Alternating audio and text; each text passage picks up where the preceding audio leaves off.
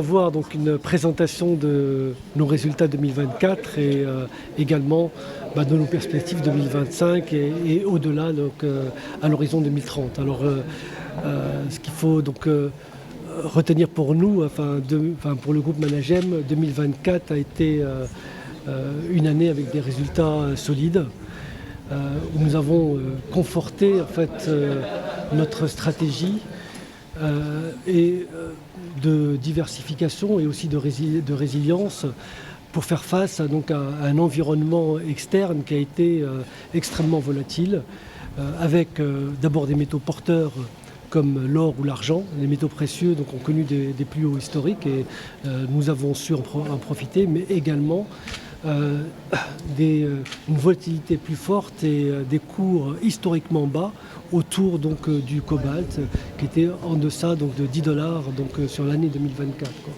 Alors ce que vous avez pu voir au travers des résultats financiers, c'est que le Managem a su montrer finalement une bonne résilience et a su montrer des résultats financiers en progression. Plus de 18% donc sur le chiffre d'affaires, également une bonne progression sur nos résultats financiers. Alors c'est le fruit en fait de production qui ont été au rendez-vous sur la plupart de nos sites, d'une part, en particulier donc sur l'or et le cuivre, mais également d'un certain nombre d'ajustements opérationnels pour faire face à la hausse des cours. Nous avons pris une stratégie plus conservatrice en fait sur le cobalt. Voilà. Le tout faisant que 2024 a été au final une bonne année sur le plan financier. Alors 2024, nous avons été également très occupés pour préparer 2025 avec deux grands projets, des projets structurants qui vont changer donc, la taille du groupe.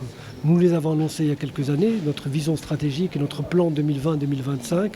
Nous sommes aujourd'hui dans la phase finale de réalisation et on l'espère, comme vous l'avez pu le voir dans les films, la construction du projet TISEFT au Maroc rentre dans une phase finale pour, je l'espère, une production au deuxième semestre et également la construction de notre projet OR au Sénégal entre également dans une phase finale de construction.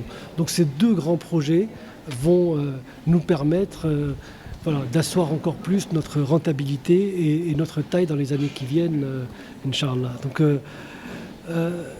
bien sûr, en tant qu'opérateur minier au Maroc, il était important pour nous d'accompagner la formidable on va dire, stratégie industrielle et de souveraineté industrielle du Maroc.